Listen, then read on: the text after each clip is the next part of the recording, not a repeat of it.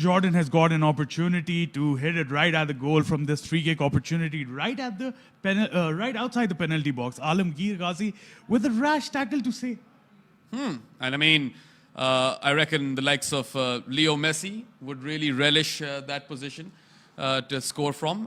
And they do have the Jordanian Messi in their team, Musa Al-Tamari. He's the superstar in this particular fixture. Applies his trade at Montpellier in Ligue 1 in France, which I think is pretty much, the biggest billing superstar that has played in Pakistan thus far. Thus far, yeah, for sure. He plays in, as you stated, Montpellier in France. He's one of the top goal scorers for Jordan. He was sensational in the AFC Asian Cup. And here he is. And he's scored! 1 minute 30 seconds. What a goal! Musa Al-Tamari, he's done it. Slotted in perfectly over there. And no worries at all for him. 1.5 minutes in. Musa Al-Tamari right into the top corner. 1-0 to Jordan. And it looks like it's going to be a long evening for Pakistan yet again. Yes, I mean, that is as bad a start as Pakistan could have hoped for. And Jordan have basically come here and proven their credentials straight away and have basically informed Pakistan that, yes, we are the Asian Cup finalists and we're here to win all 3 points. Won't be taking anything less. They won't be and they shouldn't be because they're in the fight for the top 2 spots to get into the round 3. Saudi Arabia, who already have accumulated a lot of points. Then there's Tajikistan and Jordan, who are in fight for the 2nd spot. And this is a good opportunity for Jordan to get their goals on the goal sheet and get the 3 points here. Yes, and I mean, could not have asked for a better start. Pakistan have been a bit, they've got their feathers unruffled early on and 1-0 straight away. Not an ideal start, but hey, they've got some home crowd over here cheering them on. And if they can somehow, get a goal off a counter, maybe that's their best bet, Saad. That has to be the best bet because, as I stated earlier, Stephen Constantine was saying that we're going to park the double-decker bus in front of the goal because Jordan, they're just too good with it, aggressive pressing. So Pakistan needs to count on any mistakes that Jordan makes while pressing and hit them on the counterattack. That's going to be their best bet in this match. Yeah, so far it's been all Jordan. They've been all over Pakistan and Pakistan have barely seen any of the ball. Again, goes back to Yazan Al-Arab and, the centre mids over here are really making life difficult for Pakistan. They've actually found a winger on the field. Right on the right flank and it's going to be nearly scored again over there. Pakistan, they're completely rattled right now, you'd have to say. The defensive, force is looking quite weak. They have been rattled by this constant attack from the wings by Ehsan Haddad. Yeah, that's the captain, by the way, Jordan's captain, Ehsan Haddad, who does apply his trade in Jordan. He plays for Al Faisali, a club in Jordan. And it's quite, a challenging sort of team to compete against for Pakistan because it's definitely a level above Tajikistan, I'd say. And they lost 6-1 to Tajikistan. There's Ehsan Haddad again with the ball. This time it's well defended by Isa Suleiman Rao. Marhyat clears and here's Adil Yunus on the counter-attack. That might be a good opportunity for Pakistan to seize, but, the defenders do really, really well over there for Jordan. Back to Yazid Abu Layla, who passes it to Yazan Al-Arab. And now it's been played to Salim Al-Ajalin. Back to Yazan Al-Arab. And the defenders kind of all 3 of them, in fact. Baramari now played amongst each other. Baramari has gone for another aerial ball. He's done that twice now, He's done that twice, exploiting the left-hand spot of Pakistan. Here's Shaikh Dos, who's going to play it long this time, and Adil Yunus is on the run. But it's an easy claim for Yazid Abu Layla. Good attempt, though, I would say, from Pakistan. And I feel like aerial balls is the way to go for Pakistan. And is what we're going to be seeing from them a lot, because you mentioned earlier that Stephen Constantine, he said that they'll be parking a double-decker bus in front of Jordan. Well, there's been some leakage already. There's been some leakage. As you can say, Pakistan is playing with a pretty high line. If he wants to put on a double-decker bus, as he stated, they're playing with a pretty high line, as we can see. Abdullah Iqbal is the furthest of the lot. And here comes Ehsan Al-Haddad once again. So And it's a corner for Jordan.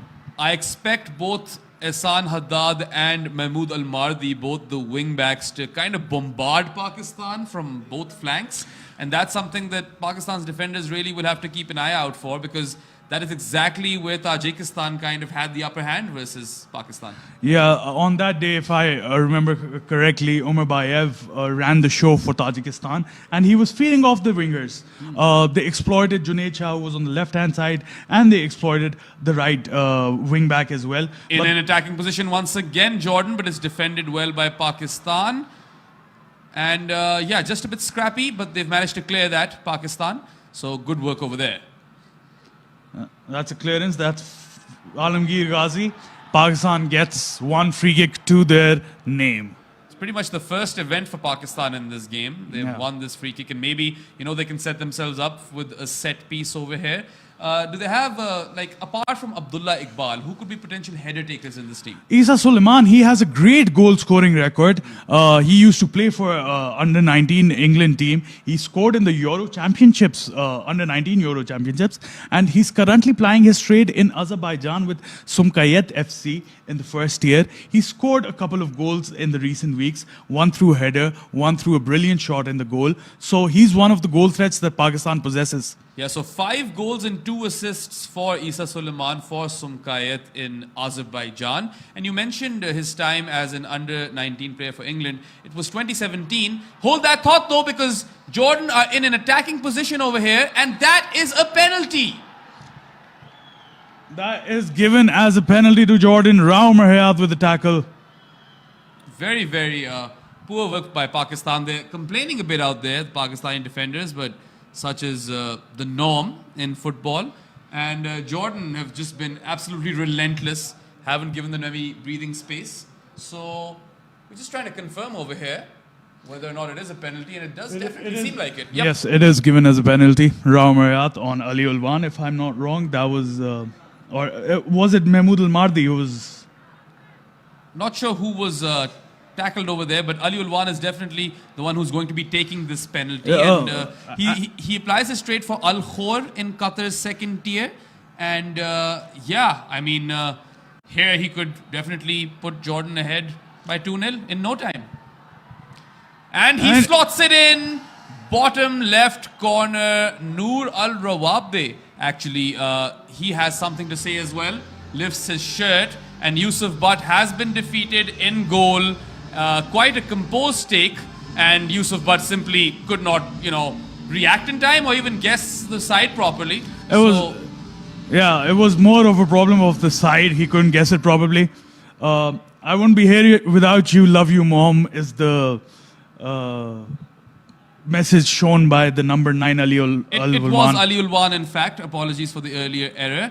And Jordan are 2-0 up already. Last time Pakistan played in the stadium, they lost 6-1. So they'll be hoping that it doesn't get worse this time around. I mean, they should look to defend a bit better and get the two defense and midfield line a bit closer together, because this looks like it could be a long, long day for Pakistan out here. Yeah, definitely. Just on Isa Suleiman, once again, we were talking about him before Jordan managed to score that goal. You mentioned his under-19 days. He was a regular in England's under-19 team. Even captained them in one game against the Faroe Islands. And here's a long throw by Pakistan. As Alamgir Ghazi getting in there. Abdul Samad Arshad with a strike. That goes over the bar. Yeah, but some respite for Pakistan out here. They got a chance at the goal. Just a bit of daylight between that shot by Samad and the crossbar. But at least it's an attempt. Albeit not on target, but Pakistan should take some confidence from that. So back on Isa Suleiman then. I hope I'll get to finish my story this time around, or we have another attack. But so basically back in 2017, he played the entire Euro Championship, under-19 Euro Championship for England. And England won that tournament, and he scored the first goal in the final via a header. So those are pretty strong credentials, as strong credentials as you could possibly hope for in this Pakistan team. For sure. Here's Jordan out with the ball at Yazan Al-Arab. He passes it to Salem Al-Ajalin, and who's looking for a through ball. Passes it back. Now, Jordan can do this all day long. They're one of the best aggressive presses in the continent. And here's a long ball by Noor Al-Rawabda, and he finds the winger, or well, wing back Ehsan Haddad. Jordan are playing the ball really comfortably over here, and oh, there's a slip.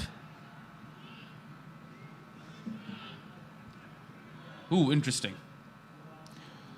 Salem Al-Ajalin with the ball. He passes it back to number 8, Noor Al-Rawabda. Here's Yazan Al-Arab, who plays it out to Bara Mare. Bara Mare has played a few aerial balls already. Let's see if he tries that again. He does exploit that left-hand spot Neat once bit of work again. there to find Ehsan Haddad. And ooh, very nearly a third goal for Jordan. Boy, are they absolutely rampant today. Pakistan looks like some places of Jordan. That's shown by the ranking. Pakistan is ranked 195. They're ranked 70th in the world now after their exploits in the AFC Asian Cup. But the gulf between the two sides looks much, much larger than that at this moment in time. Oh, absolutely. And I mean, if the first 10 odd minutes of this game have suggested anything, it's that Jordan are clear favorites in this game. And you can expect them to score a lot more goals if they continue this same kind of form. So, troubled periods in the game for Pakistan. Very, very troubling. Yusuf Butt over here takes a punt down the ground, a long ball, which is generally the way Pakistan attack. And again, they fail to find the striker. Oh! Well, that was a close call. Well clear delivery by Yazid Abu Layla in goal for Jordan. Pakistan have a good position at the throw-in over here. So. Yeah, I mean, they might opt for another long throw once again, maybe try to get or seek the head of Abdullah Iqbal or Isa Suleiman. Maybe that's their best bet right now. Set piece could be the way to go for Pakistan. Here's Faridullah, who tries. Yazan Al-Arab clears. Here's Rais Nabi. Takes a shot over there, Rais Nabi, but is denied. Pakistan still in attack though, which is promising. And once again, Jordan have they've eliminated the threat quite easily once again. Yazan Al-Arab once again plays the ball to Bara Mare, and the defenders have, played the ball amongst each other very well for Jordan. Yeah, that's been their template to go in this match for so far. They're playing it through the flanks, long ball through the flanks to exploit that gap between the right back and the centre back position. And they've been successful in doing that. Faridullah was calling for a foul over there, but that wasn't given by the ref. And he deemed it. Noor Al-Rawabda is distributing the ball now. Here's Musa Al-Tamari now. He finds Musa Al-Tamari, who plays the ball to captain Ehsan Haddad. Once again, crosses it in. And Abdul Samad Arshad with the clearance. Here's Rais Nabi with the ball now. And Alamgir Ghazi looks to be injured at the moment. He's fallen lost the ball though, Rais Nabi, but luckily for him, that blemish doesn't cost Pakistan once more. Alamgir Ghazi is still on the ground. They haven't stopped play just yet. Is that Alamgir Ghazi? Because I'm not sure. They've thrown it out of play. No, I can see Alamgir Ghazi is on the field. Someone else is injured down, Behram. Yeah. You can't get that's Mohammed Saddam, if I'm not wrong. Well, that's a bit of a worry. No, Mohammed Saddam. That's Shaikh Dost. Shaikh Dost is down injured. Physios are in. Shaikh Dost is also someone who missed the last couple of games. Yeah, he missed the last game due to suspension against Tajikistan. He has some good news on his football front because he's playing for Abu Muslim FC in Afghanistan now. So at least he's getting some competitive fixture because, as you all know, Pakistan does not have a football league in the country.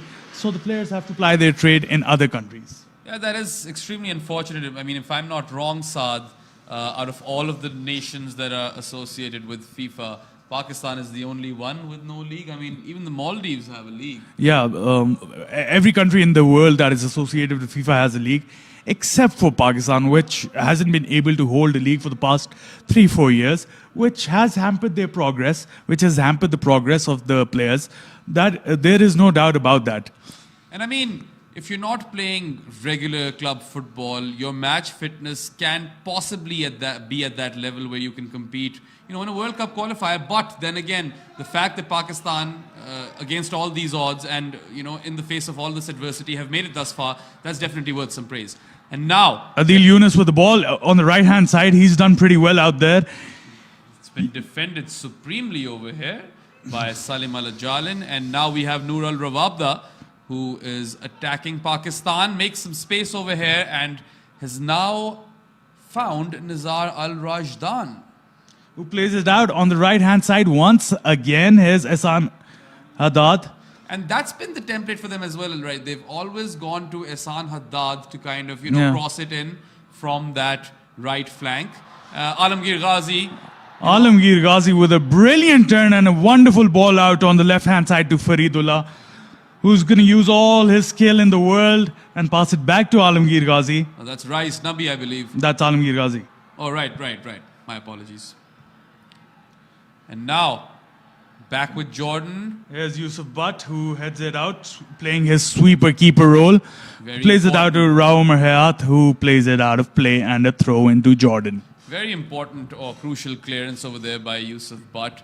And 16 minutes onwards, we do have Jordan completely dominated Pakistan in this fixture. They are 2-0 up. And with 74 more minutes to go, one can only hope that Pakistan can put on a show over here for the supporters who actually have now turned up in some decent numbers. They have been here for the past few minutes. Now they're filling up the stands, and they're here to see Pakistan players play football, right? So at the end of the day, what they want is for the players to show fight. Exactly. And a bit of an unnecessary foul over there by Pakistan. That'll give the ball once again to Jordan, who, give back possession to Pakistan quite quickly over there. So Yusuf Butt will have the ball again. Yusuf Butt taking his time to take the goal kick. I think that's the plan from Pakistan now. Do as much damage control as you can. Yusuf Butt will have to channel his inner Petr Cech over here if he is to play those long balls, and hopefully Pakistan's version of Didier Drogba can kind of slot it in. That's the Chelsea fan in you, right? Well, I mean, if they said they wanted to park a double-decker, that's the perfect Jose Mourinho template, right? absolutely. Here's Mohammad Saddam on the left back spot. They've lost the ball quite casually on a fair few occasions already. A very good sliding tackle over there by Alamgir Ghazi, but in fact it has been given a foul. It has been given as a foul. He got a knock on his head too, Alamgir Ghazi, while tackling for that. Yeah, he's rubbing that part of his head, the back of his head, and hopefully it's nothing too serious. Of course, head injuries should never be taken lightly, but he's on his feet, back on his feet, so looks good to go. So Jordan here, who've completely dominated their first 18 minutes of the match, they lead by 2-0 and have another opportunity via a set piece from the halfway line. I think they're going to play it a bit casual and save their energy because Pakistan has to travel to Jordan in 4 days' time as well. So 26th March, the return leg of this tie will be played in Jordan. Interesting.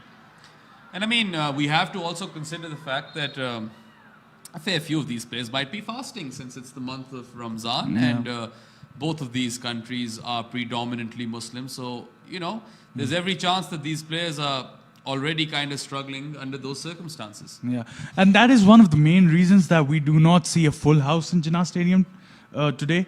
There are a lot of spectators here in a few stands, but as we remember the last time the official attendance for Pakistan versus Tajikistan game was 23,000. We do not see that many spectators here, and it's the month of Ramzan and the game is played in the day, so that might be the reason. There are also no lights at this stadium, so they can't possibly host the game at night even if they wanted to, which is a bit unfortunate, you'd have to say. It is a bit unfortunate, but there have been assurances by the relevant authorities that lights will be installed before the Saudi Arabia game in June. So here's Pakistan with a long ball. That's Yusuf Butt once again trying to find one of Pakistan's strikers with that, long ball, and kind of came outside the goal as well to get some more area covered. And once again, Pakistan have a throw-in on the left-hand side of the field. It's going to be a long throw. Let's see if, one of those Pakistan footballers can head it in. There's Mohammad Saddam with the long throw. Shaikh Dost puts it on, flicks it on. Here's Yazid who plays it on to Yazan al-Namath. That was Yazan al-Namath. Yazan al-Namath has been a regular goal scorer for Jordan alongside Musa al-Tamari. And That was brilliant from Adil Yunus. He plays it out to Abdul Samad Arshad, who plays it on to Adil Yunus, but that is well defended by Yazan al-Arab, showing all of his experience and just putting it out of play. That's brilliant. Yazan al-Arab does ply his trade, is a centre-back for Muaidar in Malaysia, and he's a proper unit, isn't he? And he's, at the centre of that three-pronged centre-back pairing. And he's the one who is constantly distributing the ball to both of his, colleagues on both the left and right hand side. He's been playing it really smart. He plays it short to his fellow centre backs, then he gets it back, and then he plays a long diagonal ball out to. Back with Yazan al-Arab now, and this time he goes for a long ball.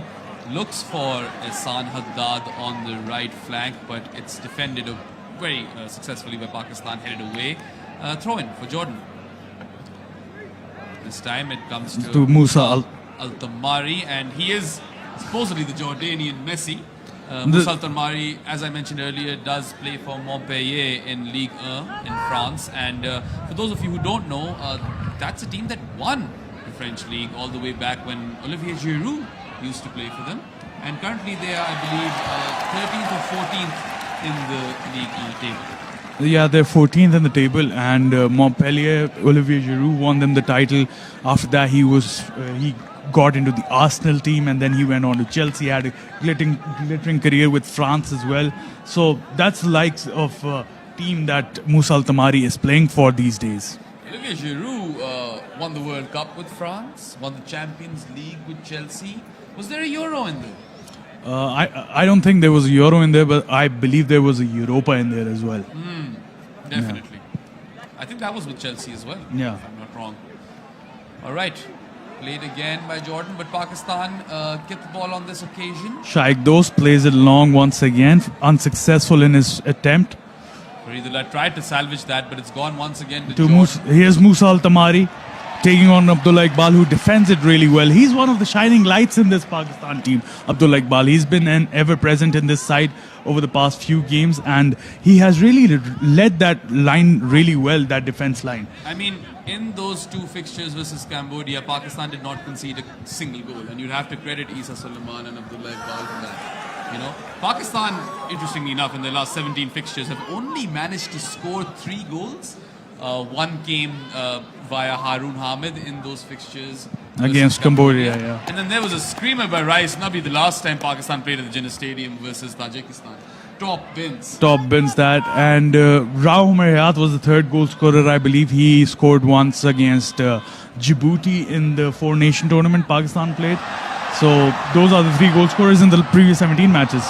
And here's Ehsan Haddad, who puts it wide. Yeah. Nearly over there. Jordan have just been so alert. Their presence of mind has been great in this fixture already. And even when Pakistan managed to earlier, intercept that ball successfully, they got it back right away and played it forward. And that's the kind of ruthless aggression that we've come to know Jordan for. Yeah, Jordan have been renowned in this part of the world for their intense pressing. From what I've seen, from what I've analyzed, they're one of the most aggressive pressers in the continent. No one does it more aggressively than them. And that poses a threat for Pakistan, because these guys, they've been playing, they haven't been playing regular football. And that shows the level of gulf between the two sides. And here they are bombarding their way forward again by Noor al-Rawabda, but it's cleared well over there by Rais Nabi. He's already clocked a lot of distance. I've seen that Rais Nabi is pretty much everywhere, defending the ball, trying to attack the ball. But as Saad was mentioning, Jordan's high press game comes courtesy of their centre mids, Nizar al-Rashdan and Noor al-Rawabda. They are the main perpetrators when it comes to pressing through the middle. Yeah, they do exploit. Usually they do exploit through the middle, but looking at the opposition and the glaring weakness at the right hand spot and the left hand spot, they've changed their game style and they have been exploiting that. Yeah, and I mean, I expected that from them because based on how Tajikistan, pounded Pakistan at this very ground not too long ago, attacking from the flank seemed to be the obvious approach. But they look like a multifaceted team. They don't look one-dimensional at all based on what we've seen thus far. Yeah, you cannot be one-dimensional and then have success in tournament, right? So they reached the AFC Asian Cup final. As we discussed earlier, they defeated South Korea in the semi-final, who are one of the top teams in the country. Continent. Continent. So they have to be multifaceted. They have to have different strategies to get through the games. So you cannot win one game against South Korea the same way you win against, let's say, Tajikistan. So that's the good thing about them. Yeah, and Baramari wins the free throw on this occasion. Pakistan actually have that free throw, and once again it's going to be Mohammad Saddam who's going to try a long throw over here in the hopes that he'll find some Pakistan player's head. That's cleared once again by the Jordanian defense. Abdullah Iqbal putting in some fight right here. Baramari clears once again. And here's Isa Suleiman. Cool, composed Isa Suleiman plays it on the left-hand side, left flank. And that's well taken by Shaikh Dost. He was a graduate of the Aston Villa youth side, Isa Suleiman, and that is probably how he managed his way all the way to England's under-19 squad and then won a Euro with them. So you'd have to say he is probably the most experienced campaigner, or has had the most decorated career amongst all of these Pakistan players. They'll be relying on him big time. Yeah, they will be, because he's one of the leaders at the back, right? So here's Mohammad Saddam with the throw-in yet again. Faridullah gets in there, but that's cleared once again by Jardin. And Pakistan win another throw-in. That's been the template for Pakistan in this match. Left-hand side, they've been exploiting that position that's been left by Ehsan Haddad when he goes forward. And Mohammad Saddam takes a long throw-in. Yeah, Mohammad Saddam is generally, a centre-back most times. He's playing as a left back in this particular game, and his primary job in this game has been long throws. His primary job has been long throws. A bit about Mohammad Saddam. He was with the under-19 squad for Pakistan that played in the SAF Championship. He made his senior debut in the last match. And he currently plays for OFC. Oh, that seems to be a bit of an injury out there. Someone is on the ground. We just can't get a proper look over here as to who it is. That's Faridullah who's gone down. We couldn't get a proper look at what actually happened over there. Yeah, it seems like he's suggesting that some Jordanian player maybe poked his eye, perhaps. Perhaps. He's having a conversation with Salim Al-Ajalin over here, and Salim is not having any of it. Yeah, he's up and running once again, Faridullah. Who's been our striker for the past few games. He plays in Muslim Chaman FC in Pakistan. Faridullah hails from Balochistan, which is quite a popular province for the sport in Pakistan. A number of players come from that area, and honestly, I feel like he's been decent. Not that there's much to write home about, but Faridullah has looked active out there. The two strikers, Adil Yunus and Faridullah, have really put in the long yards. Although I will say this, I am surprised to see Adil Yunus ahead of Imran Kiani. Yeah, that was a surprising one as well, because Adil Yunus, another product of the under-19 team of Pakistan, he played in the final of the SAF Championships as well. And here's a corner by Pakistan. It's slotted in, tries to find the header, but it does somehow land to... It was... Yazan Al-Nemat. Was it? Or no, that was Musa Al-Tamari with the number 10. Abdul Samad was, did not have much of a shot over there. Having some water, the Jordanian players, or actually they're just washing their faces. A bit of a break over here in between proceedings, and Stefan Constantine, he's having a word with his players, so it seems as well. Yeah, there seems to be a water break because it's middle of the day in March, right? So they've given a water break to the players. Maybe Ramzan has something to do with this as well, because I'm guessing a fair few of these players might be fasting, and they need to recharge, I suppose. Yeah. Some of the Jordanian players are refueling as well. So, it's been, tough going if you're a Pakistan supporter. But Jordan would be very, very pleased with their performance thus far. Yeah, they would be. They scored in the first few minutes via a brilliant free kick by Musa Al-Tamari. Then they scored again via penalty within 10 minutes. But slowly and surely, we've seen Pakistan grow in confidence as well. They've attacked the left-hand side of Jordan as well and have gotten close multiple times to the penalty box. But then again, Jordan have shown their experience that they've dealt it with relative ease. Yeah, and Pakistan, of course, are missing the services of Otis Khan. They're going to be missing him a lot. He was formerly playing for Grimsby. I reckon he's had a transfer now. He's gone on loan to Hartlepool United. He played one game over there, and after that, he suffered an injury. A calf injury is what I'm told. So he isn't available for these 2 games. Hopefully, we'll see him back in the green shirt in the future against Saudi Arabia. Yeah, and just on Imran Kiani, who isn't starting today, and Adil Yunus is starting ahead of him. Imran Kiani in his last fixture for White Hawk FC, which is in the 7th tier of English football, well, he scored a hat-trick. So, make it make sense, Saad. Why is he not on the field? I mean, Stefan might have thought that Adil Yunus's pressing game is better than Imran Kiani's because we've seen him run up and down the pitch. He's been impressive in that regard. So he might have felt that in this particular fixture, what he needs is to press at their defense, and Adil Yunus might be able to do that better instead of Imran Kiani. That's what I'm just guessing. By Baramari, and Yes. he has found Mahmoud Al-Mardi, who has been dispossessed by Pakistan quite comfortably. But once again, they've given the ball away very, very casually. That's been the template, right? They've put in some decent There's efforts. Faridullah. He kind of sneaks that one away, very well intercepted. And with an outside of his foot, what a brilliant ball that was by Faridullah. First, he held up the play, took on 2 players and played a brilliant through ball to Adil Yunus. But that was Baramari with all of his experience dealing with that attack. Yeah, I mean, quite comfortably dealt with towards the end by Jordan, but that was as close as Pakistan have gotten to scoring a goal over here. And Yeah, here's Mahmoud Al-Mardi once again on the left-hand side now. He plays it in and it goes right back to him.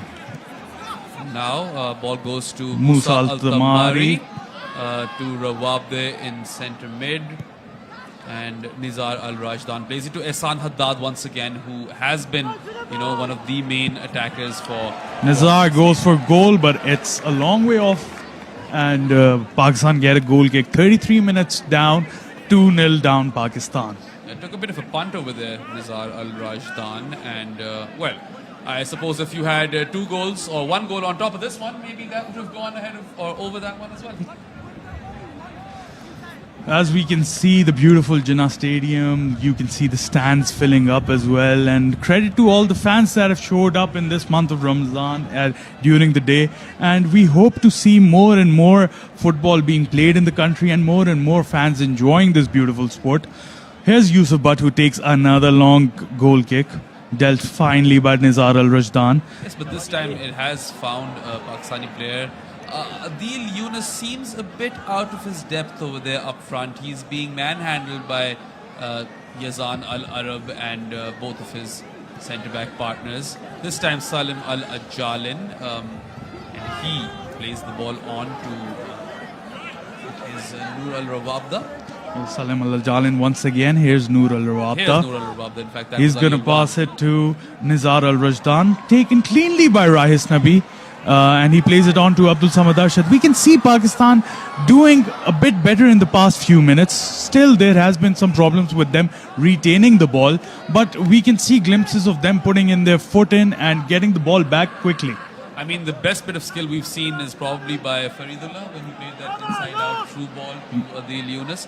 But Pakistan have been dispossessed far too easily. And sometimes they've just given away possession. Very casually. That was a brilliant save by Yusuf Butt. What a header by Noor Al-Rawabd, if I'm not wrong. No, that was Yazan Al-Namath. And what a save. Super save by Yusuf Butt. He had a very, very difficult outing versus Tajikistan, but does really well on this occasion. used his feet over there to negate that attempt by Jordan, and Jordan have won a corner over here which will be taken by Musa Al-Tamari. So let's see if they can make the scoreline 3-0 as a result of this corner.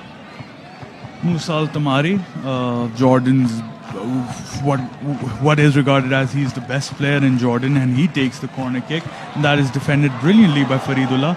That comes back in. Here's Rao Merhayat who clears it as Jordan get a throw in. Yeah, it's been, quite tough for Pakistan out there, but they're slowly gaining some sort of momentum.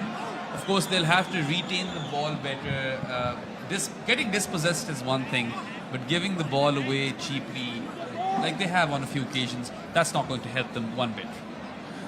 They need to bring a little composure, and I feel Isa Suleiman has a big role to play over here, and tell his boys to calm down a bit, because I know, we all know Jordan is pressing aggressively and they do not give Pakistan players time on the ball. But still, then again, if you can get a fraction of a moment, play it to your players, keep your composure, and you might not lose ball that cheaply, and that won't give an advantage to Jordan. Yeah, maybe Faridullah, who was on the ground a bit earlier and might be going off for a bit to work with the physios, hope he's all right there. The only way I feel Pakistan can kind of manufacture a goal over here is if he does something special in attack, because he's definitely looked good in glimpses out over there. Jordan with the throw, intercepted over there by Rais Nabi, who plays it forward to Adil Yunus. This time collects it cleanly, but he has won a foul, and not happy with that is Yazan Al-Arab. He does not for sure think that was a foul, but Adil Yunus has done well for Pakistan over here, and maybe they can make something out of this set piece. Yeah, that has been Pakistan's best bet, the set pieces. We've seen Pakistan exploit that right-hand side of Jordan, Pakistan's left-hand side, and that has been their best bet. The moments they've got closer to goal has been through a set piece, and this provides another brilliant opportunity for them. Yes, if Rais Nabi could get a good ball in over here, maybe find the head of one of Abdullah Iqbal or Isa Suleiman, that could prove to be fruitful for Pakistan. Lots of pressure on Rais Nabi. Did score a screamer last time he played at JINNAH Stadium, even though Pakistan lost 6-1 to Tajikistan. That was a special moment when he slotted that screamer in. That was a brilliant screamer from his weaker foot, from his left foot. Here's Alamgir Ghazi who tries. That was a good effort by Alamgir Ghazi, who scored a worldie in the Under-23 SAF Championship. If I recollect, he scored a worldie. He scored one from behind the halfway line, and he has that ability. He has that ability in his locker to strike from distance. Yeah, had a crack at that proper one, Alamgir Ghazi, and a little bit more of that for Pakistan would definitely be welcome. I believe that might have been their first shot on target, and at least they've got one of those finally. This time Jordan once again playing through their defenders. Yazan Al-Arab, he distributes the ball forward. That's casually given away by him, but collected well by Jordan once again.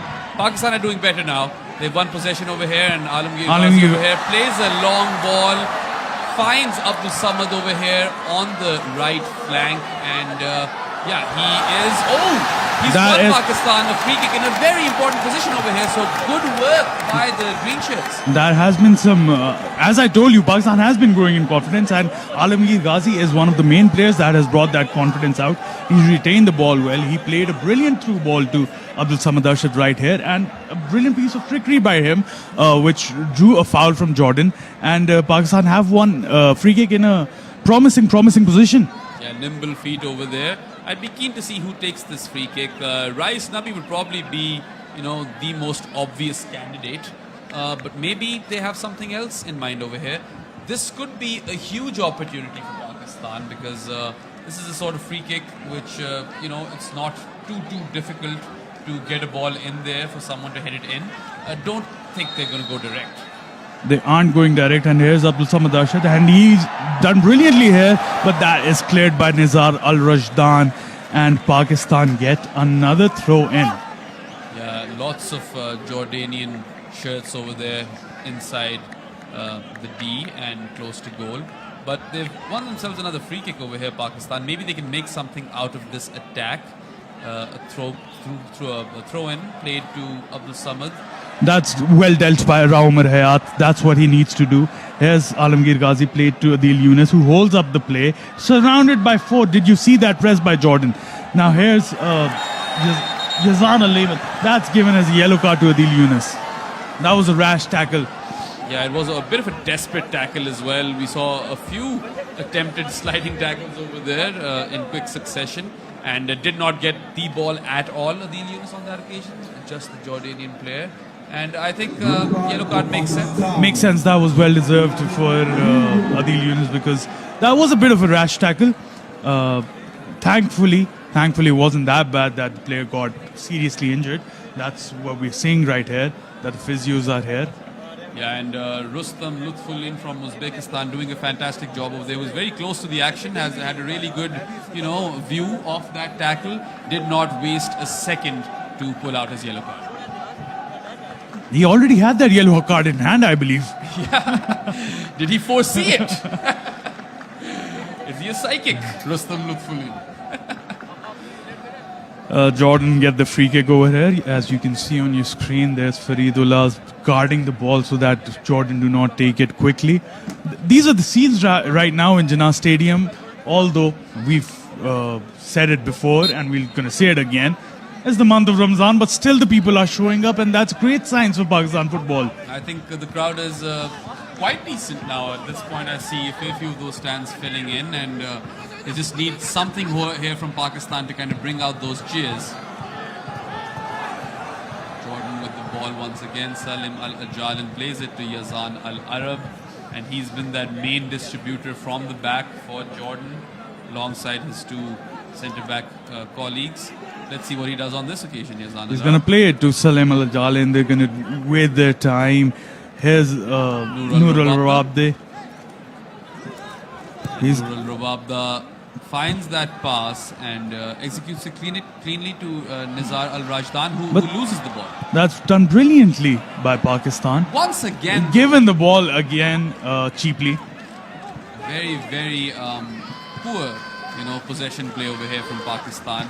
And if they want to be more direct and incisive, then maybe they should try to look for those flanks, right? That has been their go-to game in this match, that they've exploited the flanks, and maybe they need to do that more constantly rather than playing it through the middle. So I like what Alamgir Ghazi and Rais Nabi are doing in the middle, right? Yes. They're intercepting the ball really well, but Pakistan just can't get a move on from there on. They can't create a goal-scoring opportunity all too frequently after that interception. Forget the final third. They need to get to the final third before that, right? They need to retain the ball first to get to the final third. They're doing the hard work brilliantly, the dirty work, as we say in football, after the first few minutes. And here's Jordan looking to exploit the center of the pitch, but collected easily by Yusuf Butt, and he's having some good time out there. Yeah, I mean, obviously no one likes to concede 2 goals up front, but there was that save by Yusuf Butt, and even though he conceded 6 goals versus Tajikistan in the second half, there were some good moments for him. He's a senior player for Pakistan over here, and he also plays in Denmark's 4th tier. Ishoj is his club, and a lot of these guys actually play in Denmark for Pakistan, right? Yeah, most of the diaspora players that we have over here play in Denmark. While one diaspora player is missing, who is not in the squad today, he was regarded highly. I think he suffered an injury, is what I'm being told. Mohammad Fazil, who was a regular left back, he was set to make his debut for Pakistan, but wasn't able to and is not in the match day squad. He would have played ahead of Saddam, I believe, if he was available. Yes. Or maybe Stefan Constantine just preferred Saddam because Fazil has never played for Pakistan, but does play in Sweden's 3rd tier for Nordic United. So there's some promise for Pakistan over there, and they've actually done well to hold possession in this particular attack. Yeah. Well, it isn't an attack yet, but hopefully they can make one out of it. That is a great ball. Did Faridullah just use his arm right there? The referee lets it go. Yazid Abu Layla plays it out to Ehsan Haddad, their captain. And plays it back to Baramari, who well, plays it back to Yazan Al-Arab, who's been that, marshal for them in defense. He's orchestrated their entire play, and he's been very, very impressive tonight. The majority of the Jordan team has been impressive. You see here, once again, they're looking for Ehsan Haddad to exploit that Mohammad Saddam area at the left back spot of Pakistan. So they've done that all day with ease. Here's Ehsan Haddad once again, puts in a cross, dealt safely by Isa Suleiman. If you, discount the first 8 minutes or so, Pakistan have done decently thereon. I mean, we have approached the 45-minute mark. We are in stoppage time in the first half now, and the scoreline still reads 2-0. Scoreline reached 2-0, and we've seen some glimpses of from Pakistan of going into attack. Alamgir Ghazi shot was one occasion. Here's Nizar Al-Rajdan. Just slipped over there, Nizar Al-Rajdan. Otherwise, I think he found himself in a very, very good position over there to finish. Baramari tried a shot. It went wide, and Pakistan will get another goal kick. He tried to channel his inner Tony Rudiger over there, Baramari. And there we can see some Jordanian flags. Yeah, we saw Jordan fans coming into the stands to watch this game, which is a brilliant sight for Pakistan football. As we all know, Pakistan football is on a revival mode, as we can say. And look at that stand over there. So many fans have come out and are supporting the Shaheens. Yusuf Butt over here with another long ball. Maybe Pakistan can give them something to cheer about right at the stroke of half-time over here. That will be a brilliant time to score, as we all know that either side of half-time, if you score that, that's a big confidence booster. But Pakistan isn't able to do that as the ball goes out of play. Rice Nabi over there fouled Abdul Samad, but he couldn't, keep the ball in, which has resulted in yet another throw-in for Jordan. And the ball is back with Yazan Al-Arab, which I feel like the ball, wherever it travels, ultimately it always lands with Yazan Al-Arab. That's been the template today.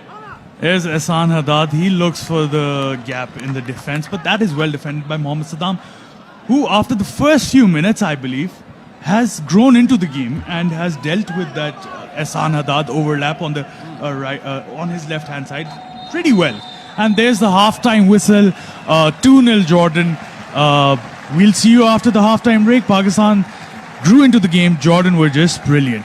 Yes, Pakistan clearly not out of it just yet. There is room to get back into the game here, and if Pakistan can, maybe score an early goal in the second half, they could very well claw their way back into the game. Anyway, we'll be taking a break. This is half-time, and we'll be joining you as soon as play resumes.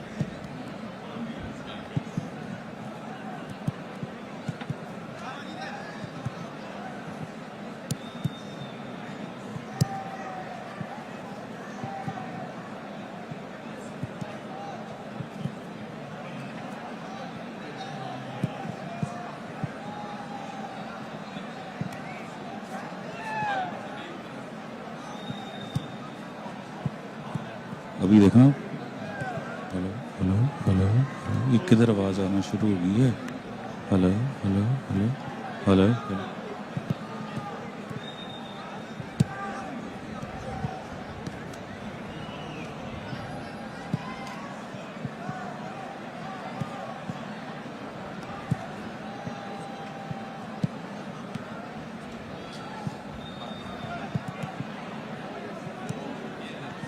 Hello hello hello क्या थे hello एक आ रहे हैं एक hello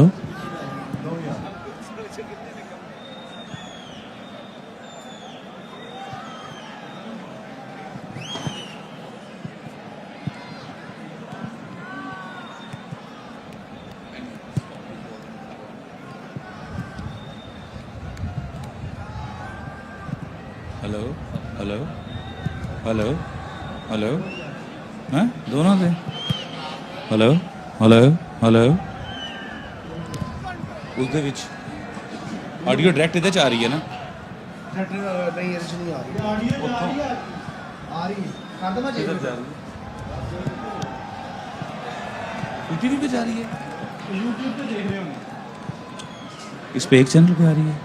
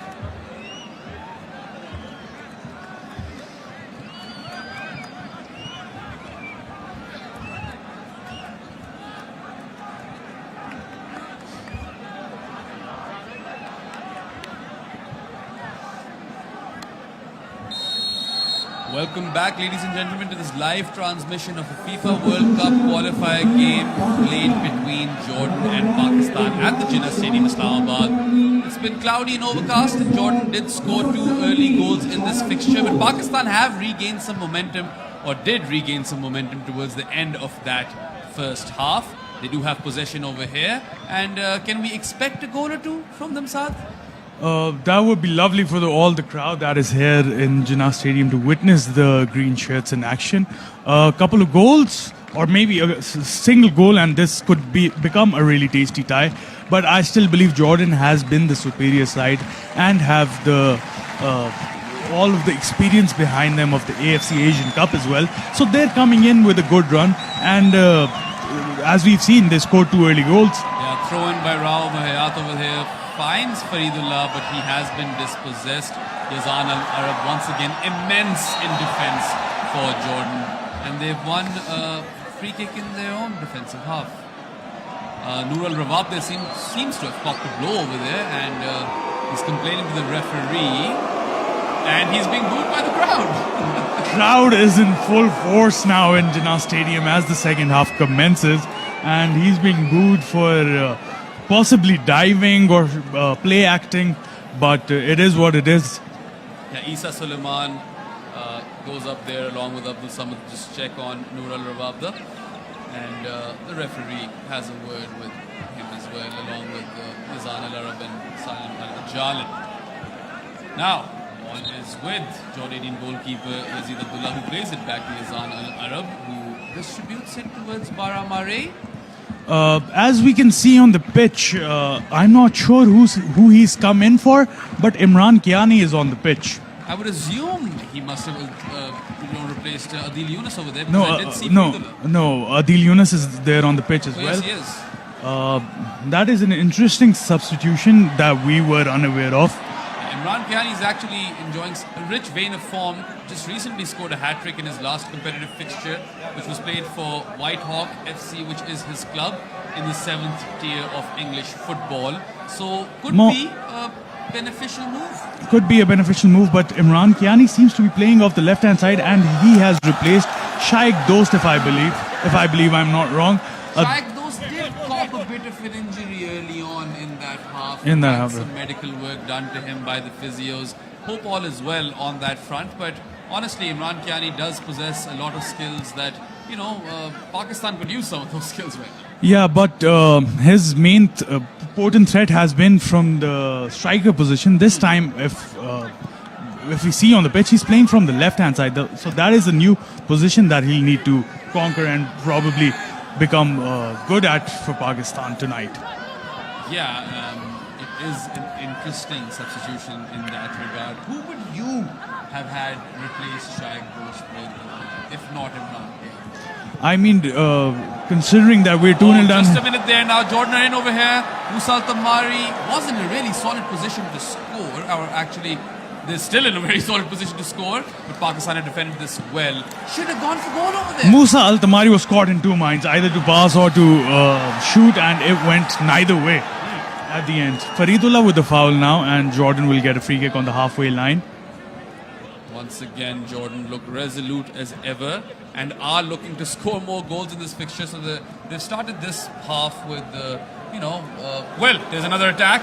And this time it could have been a third goal, but well saved by Yusuf Butt once again with his feet. And, avoided getting nutmeg. So good on him. Jordan are still on the attack over here. They play it long, but it goes out of play. And a throw into Pakistan.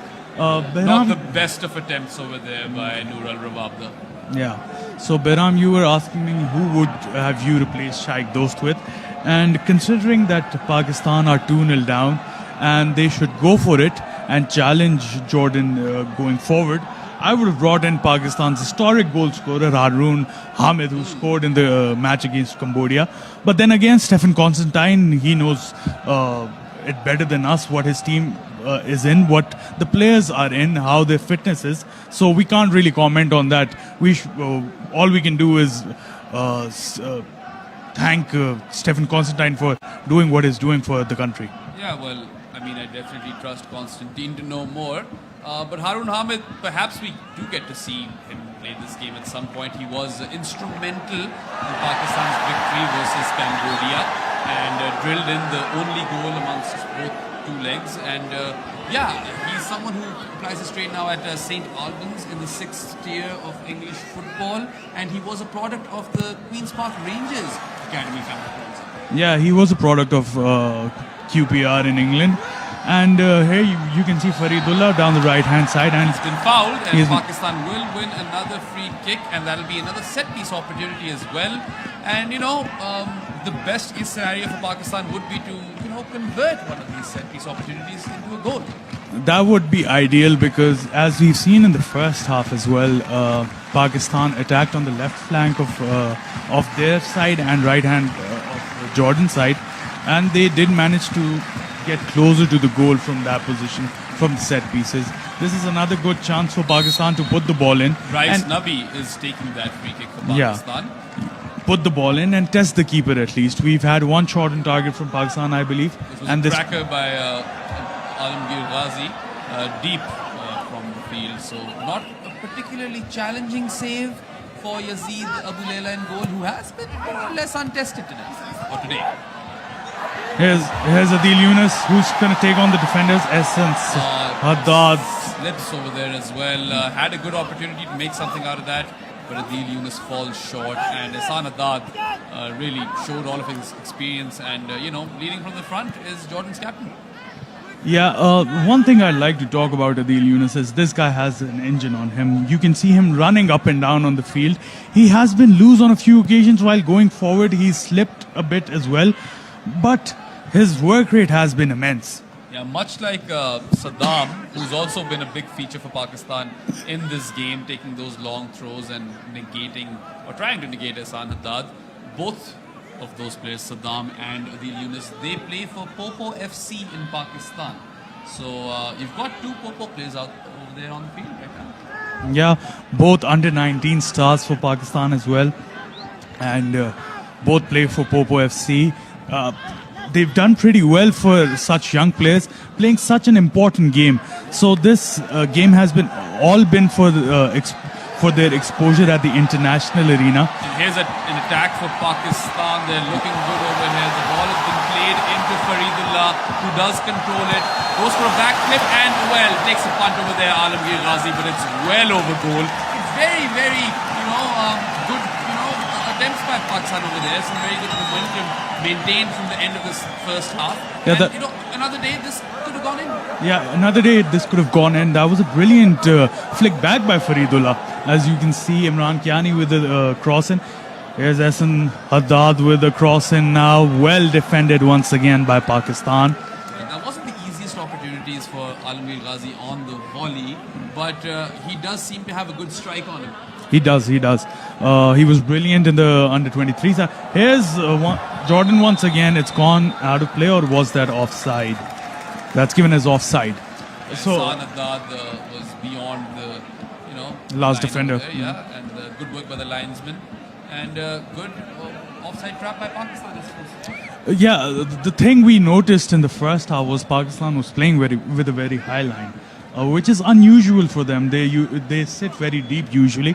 But these are good signs for Pakistan football going forward, not particularly in this match, but going forward that, yes, we need to play an expansive style of football in the future maybe, but keeping a high line is one of those things that you are up for a challenge. You're not only here to defend, you're here to take on the attack to the opposition as well. Not quite parking a double-decker, but I will say this, that compared to their game versus Tajikistan, Pakistan have looked a lot more fluid in attack in this game, and that is definitely something which is promising. And, in the last 17 fixtures that they've played, they've only scored 3 goals, and they only made it to the World Cup qualifiers because they kept 2 clean sheets versus Cambodia, and Harun Hamid scored that solitary goal. So goals are not frequent for Pakistan, but this game, there have been a fair few opportunities where you felt that maybe they could have made something more out of it. That has been an issue for Pakistan for quite a while going forward. What I would like to see is get the defensive stability back that we saw during the Cambodia games with Isa Suleiman and Abdullah Iqbal at the back. We've seen that missing in the previous two games when Pakistan faced Saudi Arabia. They conceded 4 goals, although Abdullah Iqbal was immense on that day. Here, Jordan in attack and very, very supremely defended on that occasion by Mohammad Saddam. And who's grown into the game. If you see Pakistan, he conceded the free kick, if I believe, that went into the goal in the first few minutes. And after that, Jordan did attack him on the left-hand side with Ehsan Haddad overlapping him. But he's grown into the game and he's defended pretty well ever since that.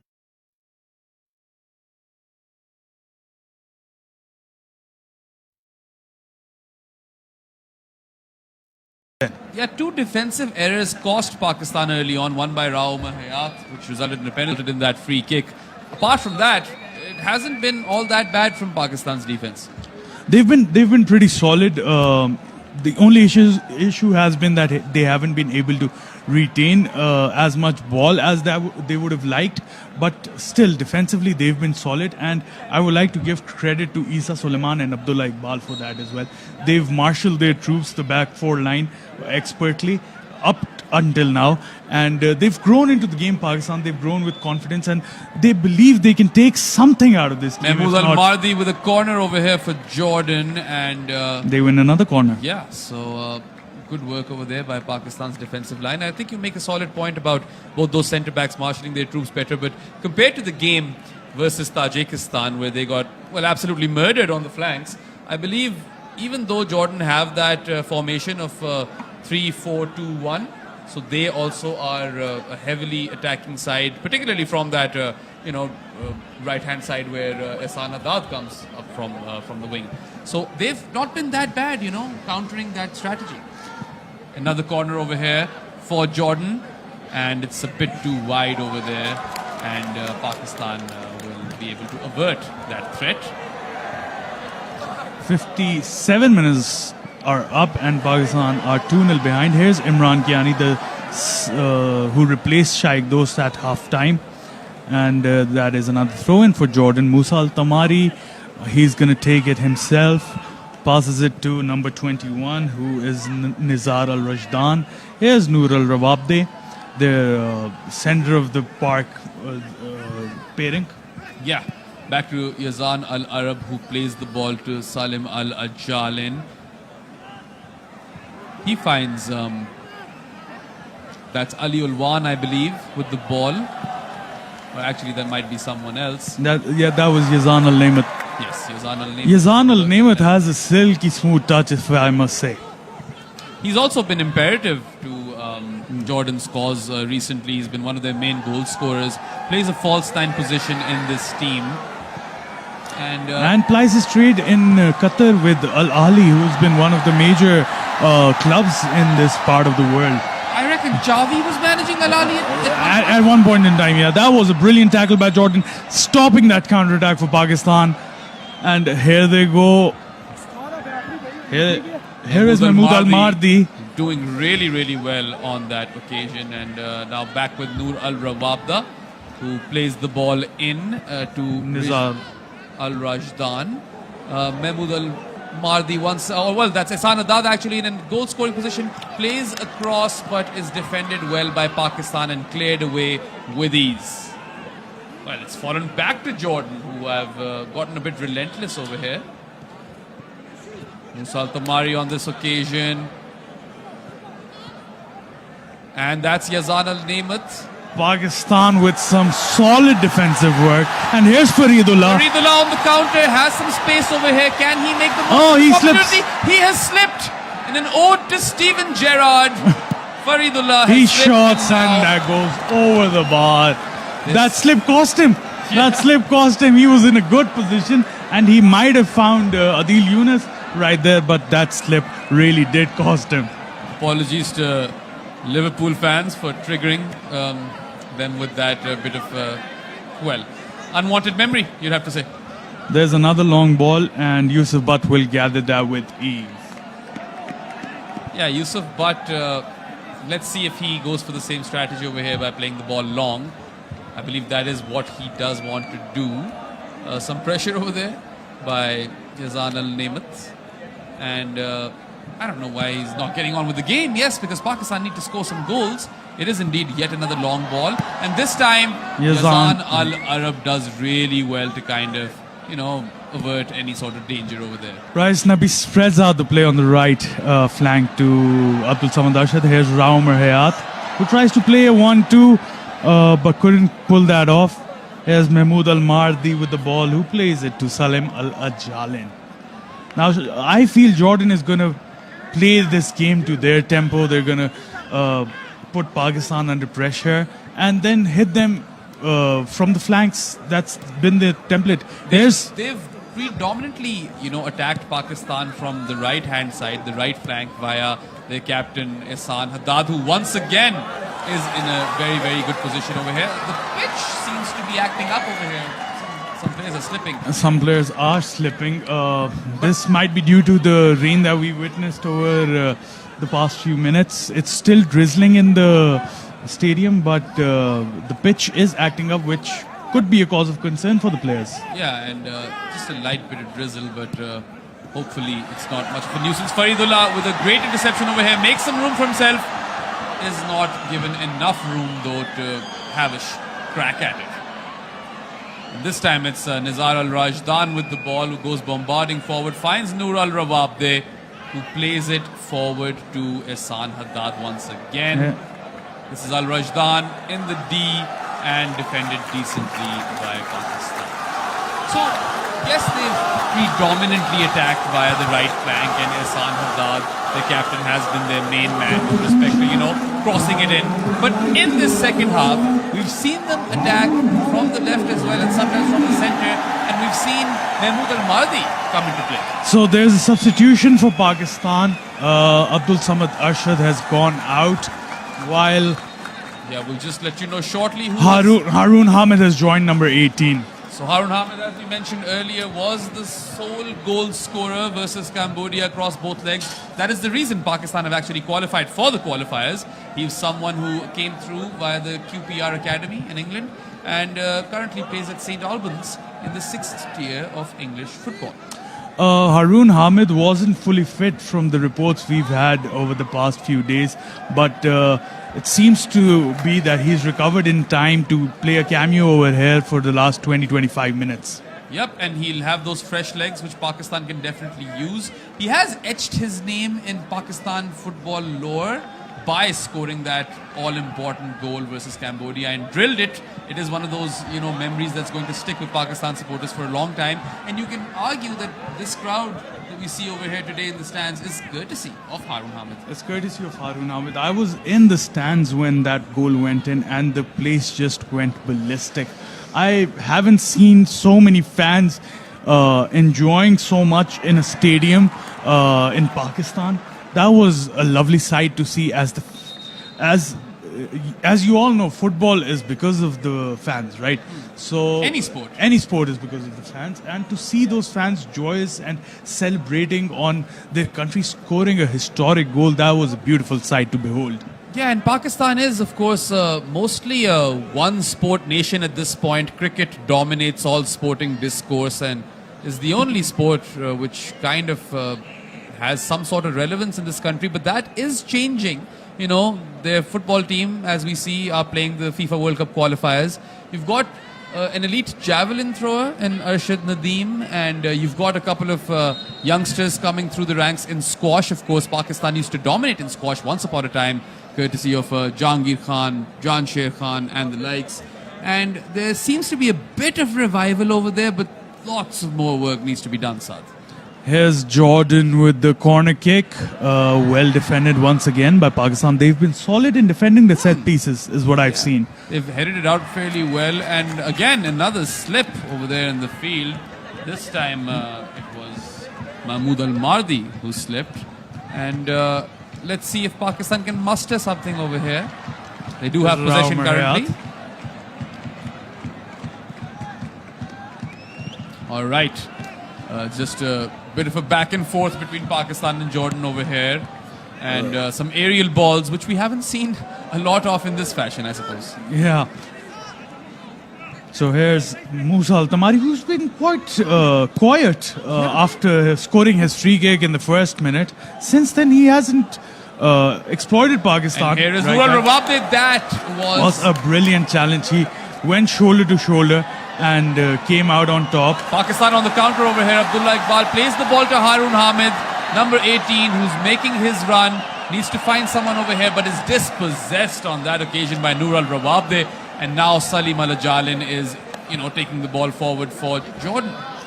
Plays it to Ehsan Haddad, the captain, who has been so active today, one of Jordan's main orchestrators of all their attacks. There's Musa Al-Tamari. He plays it short. And they've got some room over here. Can Tamari find the net? He tries. What a brilliant save by Yusuf Butt. He claimed that cross with confidence and stopped a clear goal-scoring chance for Salim Al-Jalin. Yeah, on that occasion, Yusuf Butt said, "Thou shall not pass." And Salim Al-Jalin, well, he timed his run all right. It's just that I think Yusuf Butt was splendid on that occasion. Yusuf Butt has been really solid in this game, if you've noticed. He made some two crucial saves with his feet, and this he claimed his cross with confidence. So from the previous game against Tajikistan, he did concede 6. 2 of it was his fault, but this time around he's looked on top of his game. He's looked much better, but right now worrying signs on the screen over here as he might have suffered a bit of an injury.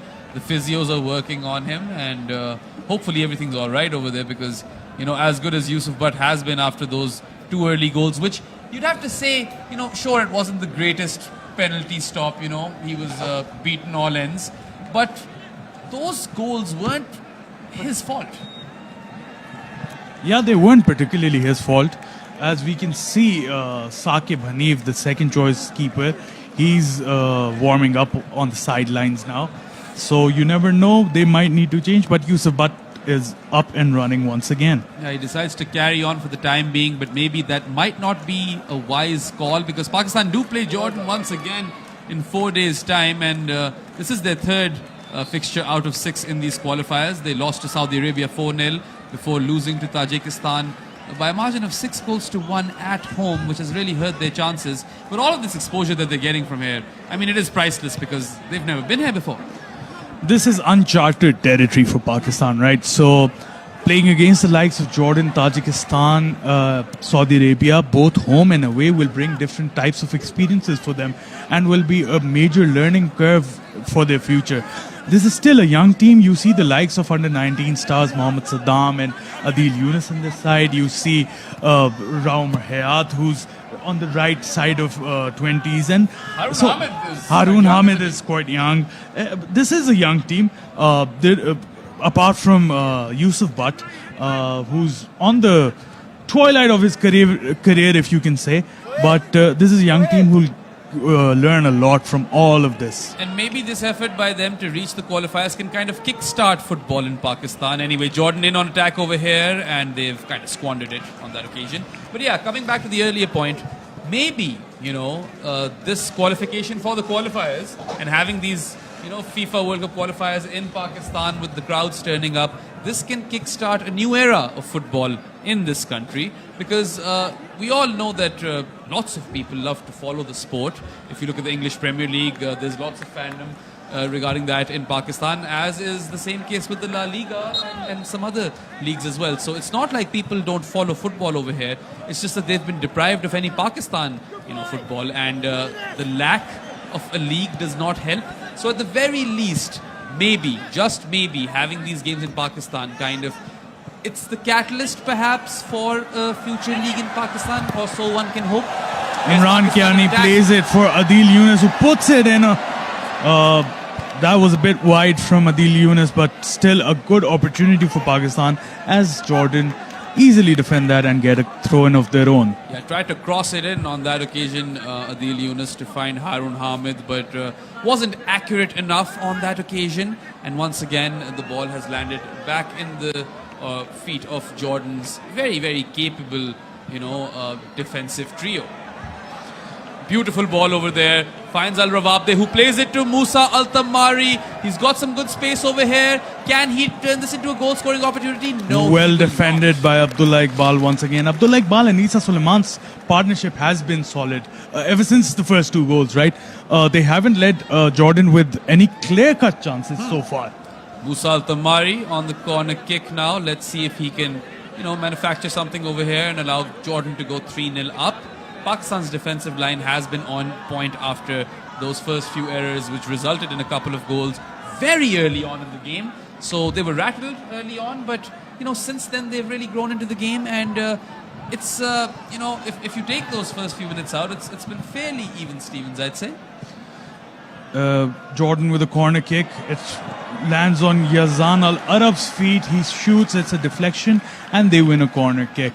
That'll be another corner, and Yazan Al Arab, I would assume he has a good header because of such a, huge unit he had that he is. They'll probably want to find his head, but that's not what they've done on, a few occasions. They've kind of tried to play the ball out from the wing, and let's see what they do over here, because it might be one of those short corners. Looks like a short corner. Yeah. Here's Mahmood Al Mardi, who plays it in. Corner For taken Musa Al fairly Tamari. quickly. Musa Al Tamari. Failed to control that, Musa Al Tamari. And he's been dispossessed again. He's been off color today. Forget the first goal. I don't think we've seen the best of him, because he's supposed to be the platinum standard player on the field tonight. But I feel that guy for Jardin has either been Ehsan Haddad or Yazan Al Arab. Yeah, Yazan Al Arab has been solid defensively. Here's Jardin once again. They tried to, breach Pakistan's defenses once again on that occasion. Nizad Still Rashad. are.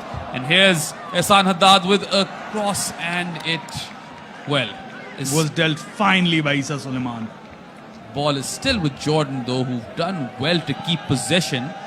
They've been piling on the pressure for the past 5 minutes And in Pakistan. Al-Mahdi with a shot over here, which has been pouched safely by Yusuf Butt in goal. He plays the long ball but slips, does find Adil Yunus, who fails to control it, and Rahis Nabi heads it down, and it's back to Jardin. They've been piling on the pressure for the past 5 It's a minutes. very Here's cute Musa Al little Tamari. cheeky pass over there by Ehsan Haddad, but once again Al Tamari does not go for goal himself.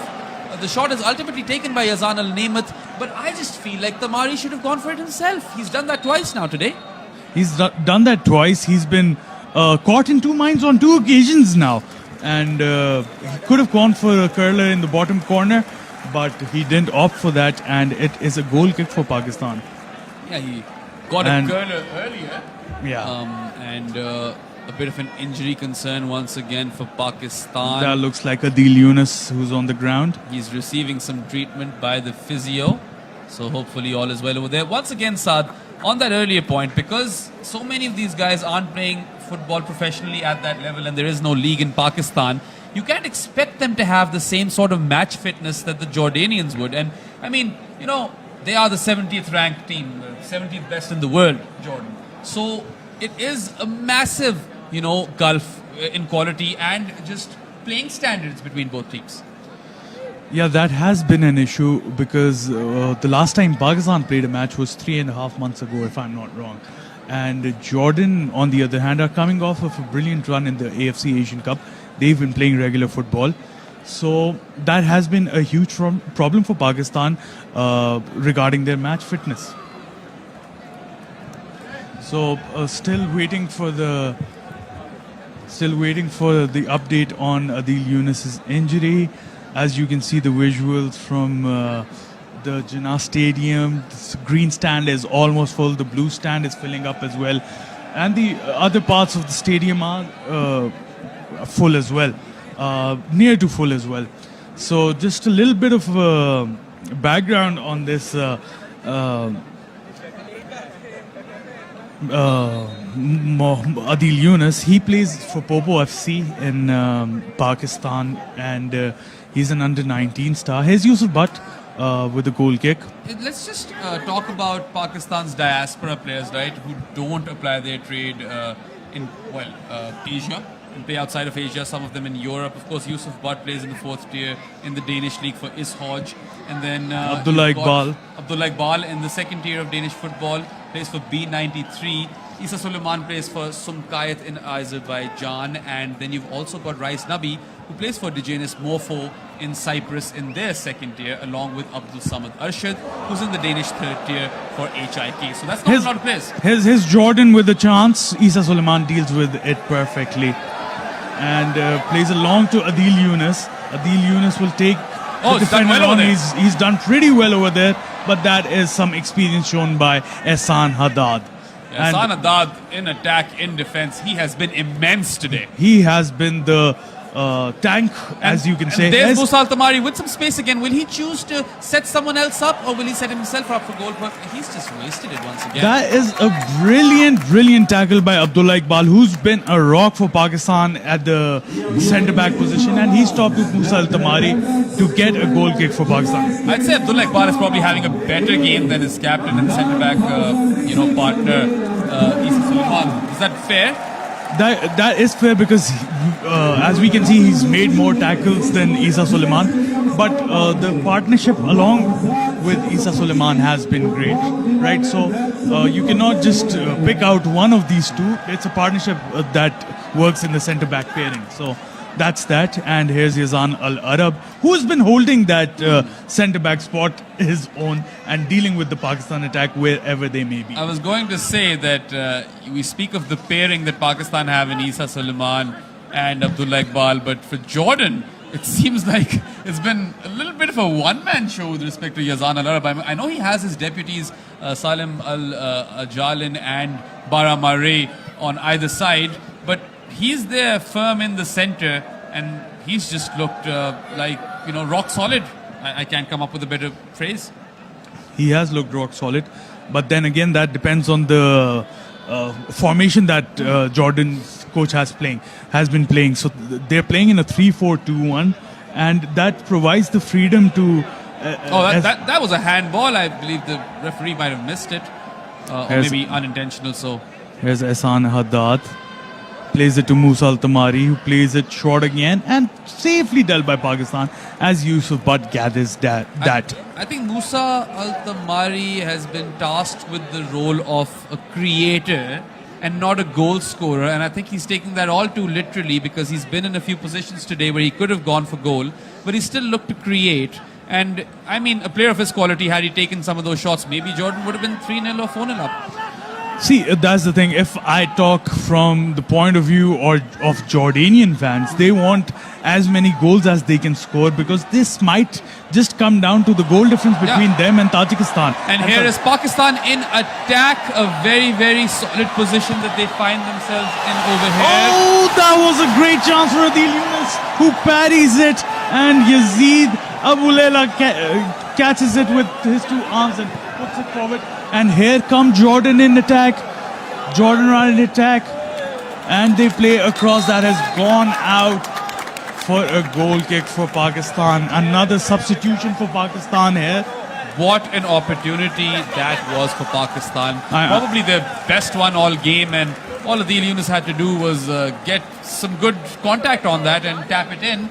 But unfortunately, he had the big frame of Yazid Abu Layla in front of him and could not do enough to beat Yazid on that occasion, which, Pakistan will rue that opportunity, because a goal over here would have meant that 12 minutes to go in the game, and they could have had every opportunity to maybe draw level and give their fans something to cheer about.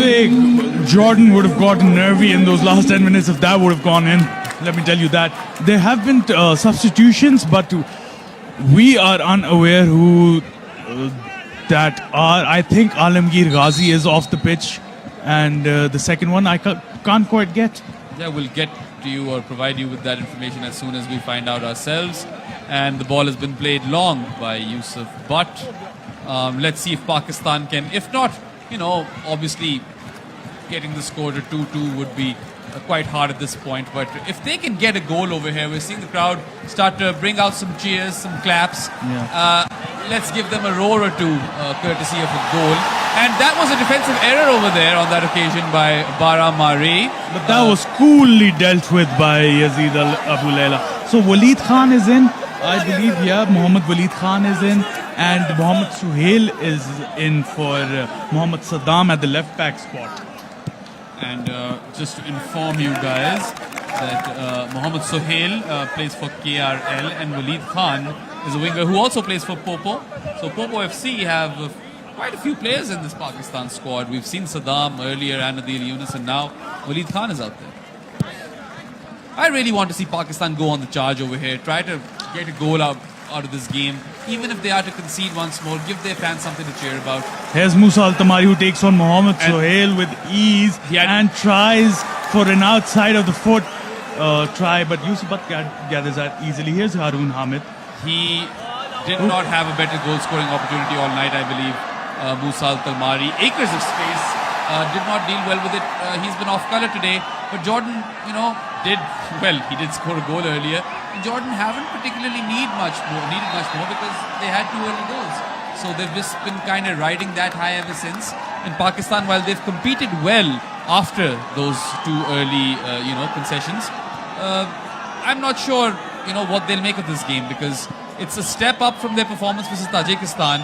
But then again, at times it has looked like it's boys against men. Musa Al-Tamari on the attack once again. Abdullah Iqbal deals with that perfectly. And the referee has called for a penalty over there. Abdullah Iqbal is not happy. He's been shown a yellow card as well.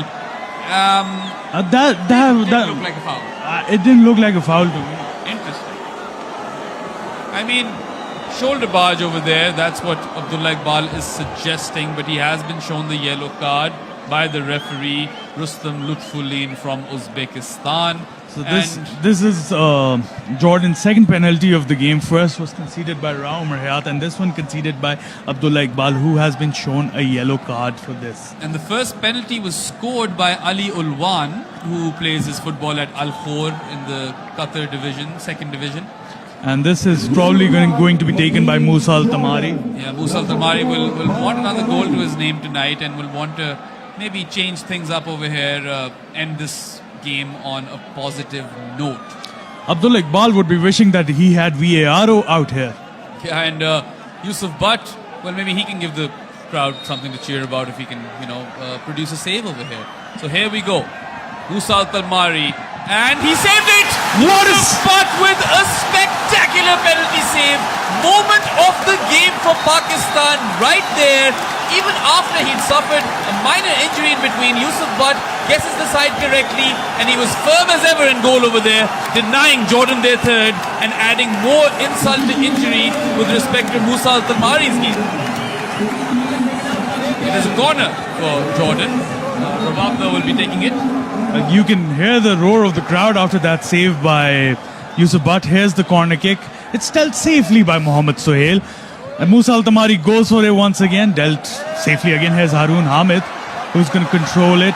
And Ehsan Haddad once again has been, if anyone asks me at this moment in time, he's going to be my player of the match. Yeah, no 2 ways about it. He has been instrumental on that right flank and has been very, very resolute in defense as well. So very multifaceted is Jordan's captain. And very nearly a third goal over there. Yusuf Butt at full stretch, but the ball has just gone wide off the right post. And that could have been, a poor end to Pakistan's game, but luckily for them, no goal conceded. And especially moments after saving a penalty, conceding a goal like that would have hurt. Yeah, definitely. It would have stung like anything. But Yusuf Butt will be taking another long ball. Of course, he's telling all of his players to go deep. Let's see if Pakistan can muster an attack from this. Very well headed by Faridullah, but unfortunately, it does not amount to anything for Pakistan. Here's Abdullah Iqbal. He plays it short to Rahis Nabi. Plays it to Isa Suleiman at the back. Pakistan are playing it short for the first time in this match. Here's number 7, Ali Uzair Gujjar in the middle of the park now. I think Abdullah or Alamgir Ghazi might be off. Alamgir Ghazi is off, yeah. He had a really decent game. He was in there. He knew it was going to be a dogfight with those 2 Jordanian centre-mids, and he did pretty well for a man of his size, right? It was a good contest, wasn't it? Nizar Al-Rajdan and Noor Al-Rawabdeh versus Pakistan's duo of Rais Nabi and Alamgir Ghazi for the most part. But Rais is down currently. Might have hurt his ankle over here. The physios are out trying to work their magic. And we can just see Abdullah Iqbal by his side, refreshing himself by some gargles. And the crowd is still around. They're here to support their team. We do have, just about over 5 minutes, I'd say. If you add stoppage time, you'd probably end up with like 7-8 minutes over here. So still some of the game left, and boy, would the crowd love to see Pakistan put one back in the net over here. That would be amazing for this crowd, and that would literally put Jordan in a tough position because they were expecting here to steamroll past Pakistan, right? Tajikistan did it with relative ease, 6-1, easy goals. Jordan were competing for that second spot with Tajikistan at this moment.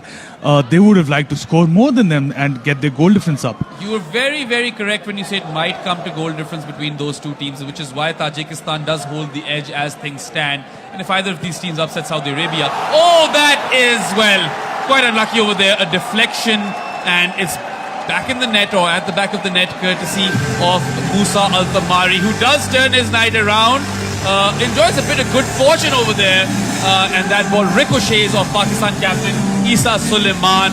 Unfortunately for Pakistan, they have conceded the third goal over here, and Musa Al-Tamari has 2 for the day, and Jordan are 3-0 up.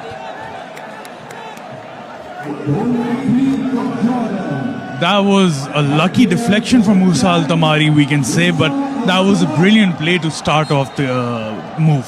So Pakistan 3-0 down now. 85 minutes are over with over 5 to 7 minutes to play. Pakistan will look to keep it at 3-0 at least, not concede more than that. I mean, that will hurt, right? Because against Saudi Arabia, Pakistan had kept it to 1-0 actually for a long time, and then 2-0, and then conceded like 2 goals in stoppage time. So they kind of gave that game away, or at least, 2-0 against Saudi Arabia would have looked a lot more respectable, but they lost on that opportunity. Tajikistan, they absolutely leaky. They were taken to Pound Town versus Tajikistan. And in this game as well, 2-0 for the most part, where after those 2 early goals, Pakistan held their own, but now the scoreline reads 3-0, and that has got to hurt. That has got to hurt because they were playing so well for majority of the game, right? So they conceded 2 in the first few minutes. And here's Musa Al-Tamari once again in a good position. Can he set someone else up? But no, he cannot. Abdullah Iqbal concedes a corner for Pakistan, but does well defensively on that occasion. Now, Pakistan would like to see this end at 3-0 and not concede once more, because that's what happened against Saudi Arabia, and that will affect their morale. If they manage to keep it to 3-0 with a decent enough performance, they would go out of the stadium with their heads held high and will take on Jordan in Jordan the next time these two teams meet on 26th March. Yeah, they could have taken some positives into that game. And there's another strike by Jordan. Yusuf Butt has done extremely well again on that occasion. The scoreline might read 3-0, but Yusuf Butt has actually been exceptional in goal. Stopped a penalty as well. Could have looked a lot worse for Pakistan, but he's ensured that the scoreline still remains at 3-0. Could have been 4, 5, 6. He's made some 2 world-class saves with his feet. He saved a penalty. He claimed one brilliant cross. So that's like... He headed the ball away as a sweeper on one occasion. So that's like 6 goals right there. Yeah. So credit to Yusuf Butt for coming back to form and showcasing to the people of Pakistan that he still got it. He might be playing in the 4th tier in Denmark, but he still is one of our best keepers. Absolutely. And, just having someone of his experience and caliber around could be also essential with respect to grooming future goalkeepers who are in Pakistan's ranks right now.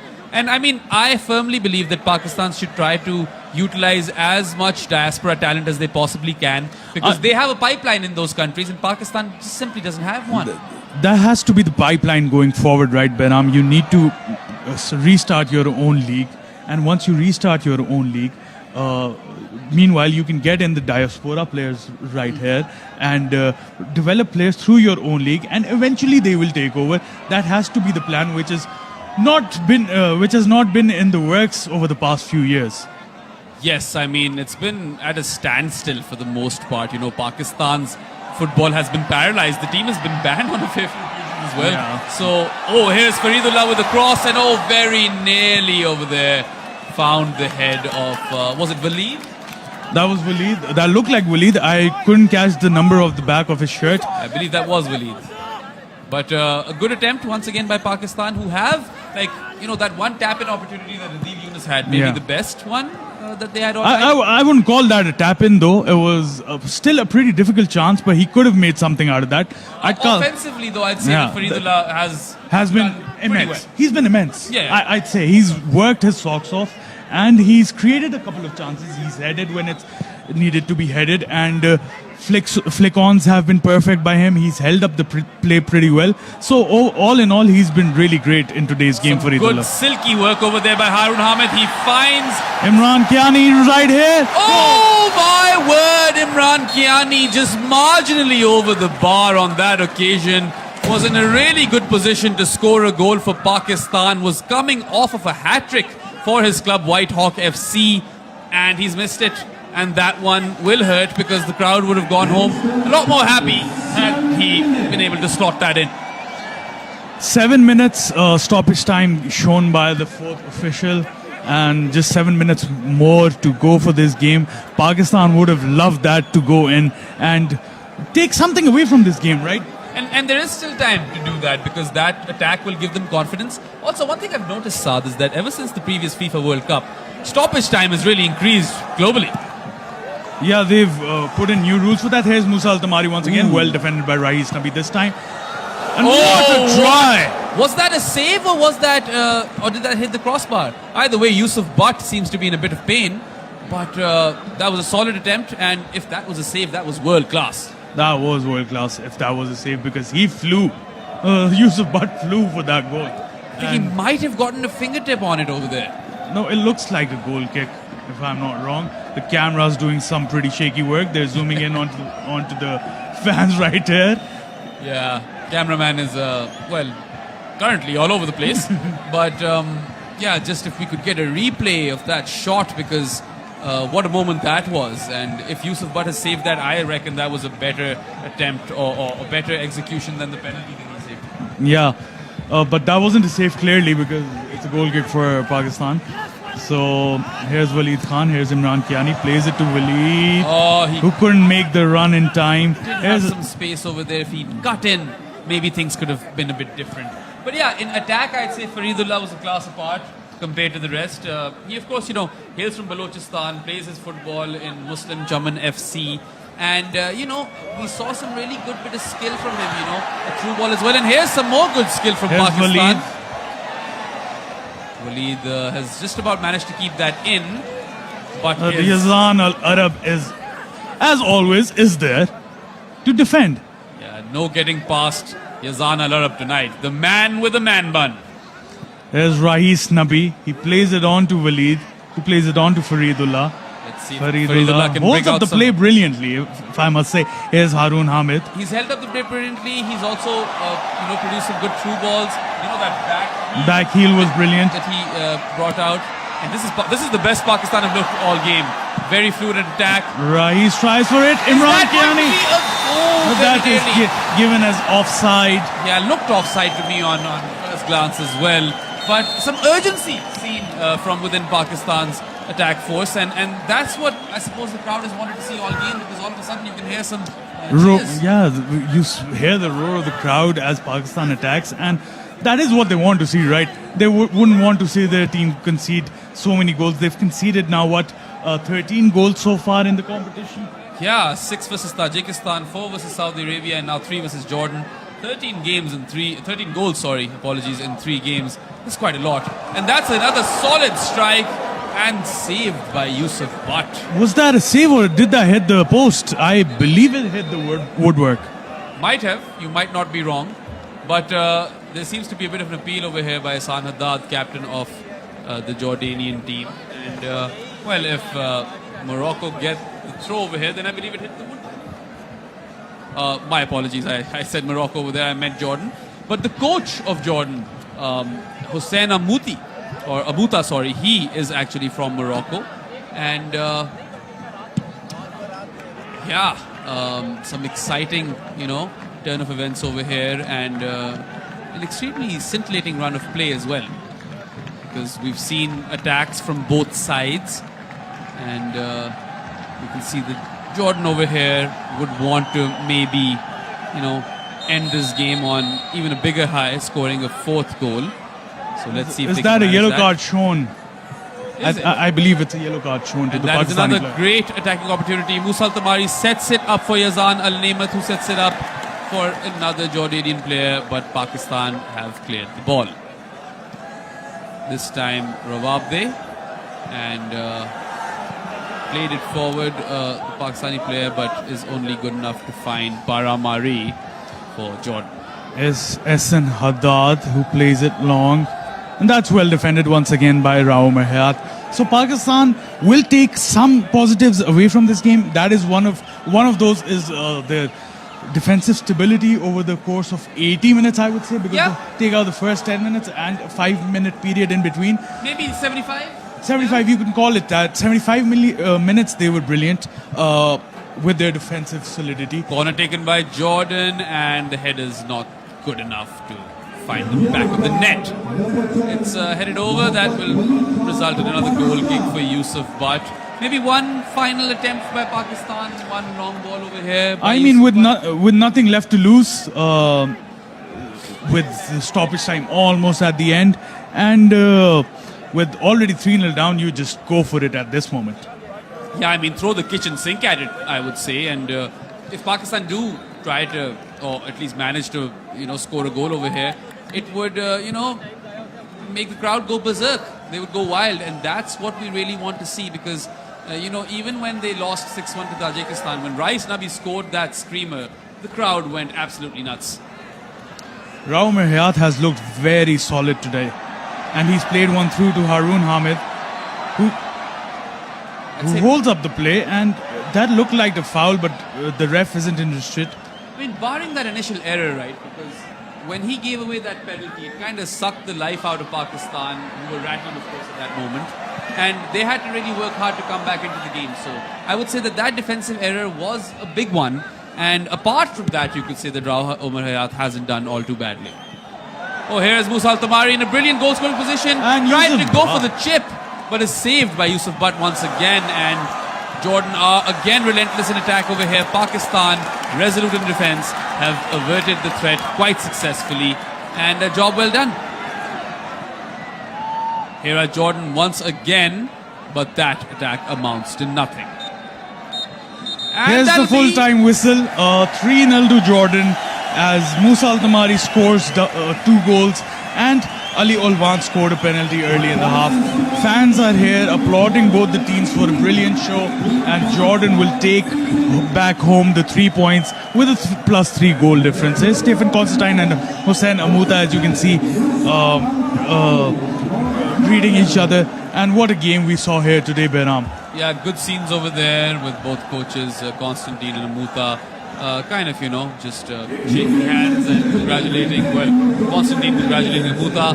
And, take a bow, Jordan. They were, very, very belligerent up front, scored those 2 goals early on. And while Pakistan competed really well for a good chunk of that game in the middle, a good 75 minutes, they were undone by a team that was just higher, quality than them. And some of those players, Yazan Al-Arab, Ehsan Haddad, who was my player of the match, and even at the end of it, you'd have to say Musa Al-Tamari as well, who by his standards maybe was a bit off, but ended up with 2 goals. So full credit to Jordan for this win, thoroughly deserved, and Pakistan can take a lot of heart out of this competition. But, ultimately they fell short by a fair distance. Yeah, the gulf in class between the two sides was apparent today.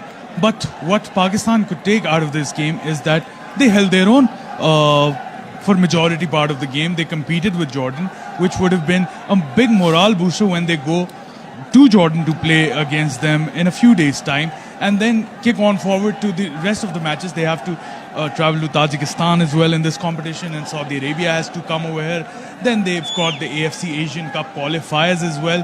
So there are a lot of takeaways from this game for Pakistan, and hopefully they can continue on building on this performance. And despite losing the match and conceding 3 goals, it was still an improvement from the previous game where they lost 6-1 to Tajikistan. Yeah, I mean, on one hand, you could say that they scored a goal in that game, but they conceded half as many goals in this one. So yes, a definite improvement. And these are the most important games that Pakistan's footballers have ever played, right? And this experience will go a long way, because you mentioned the gulf in quality. Well, that disparity exists because there is a massive disparity with respect to facilities and playing conditions and, you know, regular football between players from both sides. The football ecosystem in Pakistan and in the rest of the countries, every country in the world, every country associated with FIFA, is massive, because Pakistan does not have the infrastructure. It is the only team in the world without a league. We've reiterated that point many times throughout our broadcast in the previous match as well, that the league is of the utmost importance at this moment in time. I mean, whoever's listening to this telecast from the PFF, there should be a league in Pakistan, and that should be priority number 1. Of course, this is a good start that Pakistan got to play the FIFA World Cup qualifiers. As Saad said, they'll play the Asian Cup qualifiers as well later on. And while there's a lot of learning over here, for Pakistan to move forward as a footballing nation, there needs to be a pipeline. And in an ideal world, diaspora players are great, but homegrown players should also, you know, rise through the ranks. And if there is a league, that can be facilitated. But anyway, commiserations to Pakistan and congratulations to Jordan. Massive congratulations to Jordan, and a huge round of applause for all of the supporters who came out to support their team today. That'll be all from this transmission. Thank you so much from me, Behram, who you can find at Def Mango on Twitter, and I'd love some feedback. And me, Saad. You can find me on Saad10 Nasir on Twitter. And that'll be all from us today. Thank you so much for staying with us, and we hope you enjoyed our coverage. Pakistan Jinnabad. Goodbye.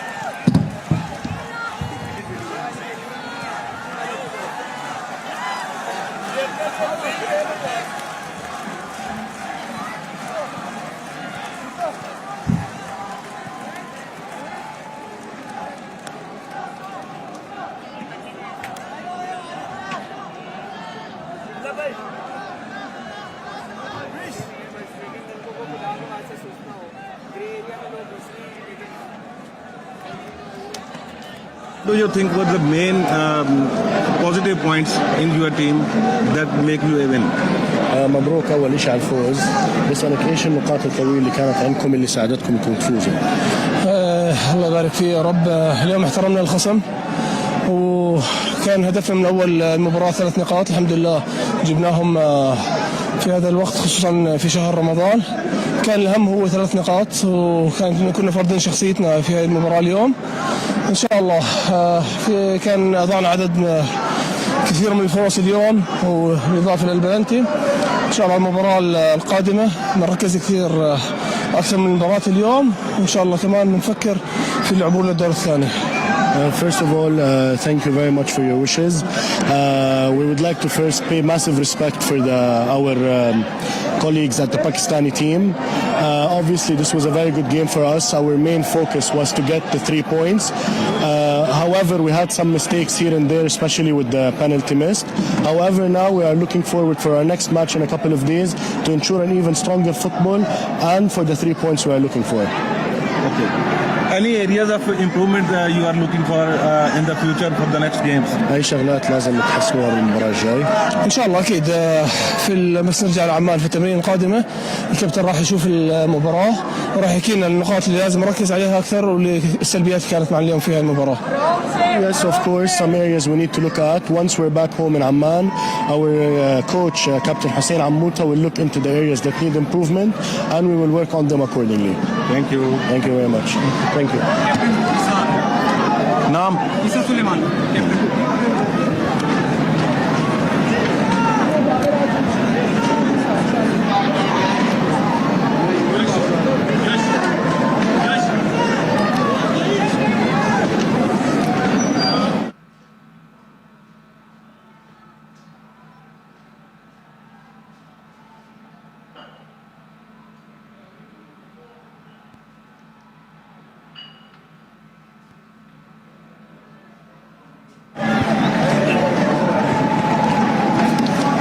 Isa, it is always hard to lose and hard to lose at home. What were the weaknesses you find in your game that you want to be addressed in future? Firstly, I think, as we all know, Jordan is a very, very good team. They were finalists, runners-up in Asia Cup. It was disappointing because we gave them easy goals in the beginning, penalties, free kick. So this was disappointing for us. But I think we can be proud. Obviously, we lost 3-0, but we can be proud in a way. We didn't just lie down and let them walk all over us. We gave a fight. We had half chances as well. But yeah, we're improving little by little. But we need to take away these little mistakes as well. Do you think you need to work hard on your finishing? We need to work hard on everything, finishing, defending, organisation, pressing, what we do when we get the ball back. Everything is not just one thing, but I think everyone can see small improvements that each game, apart from the last game, obviously against Tajikistan, but you can see small improvements. Thank you. Thank you. सवाल ठीक थी good मैं कहना चाह रहे हो यार pack up करो क्या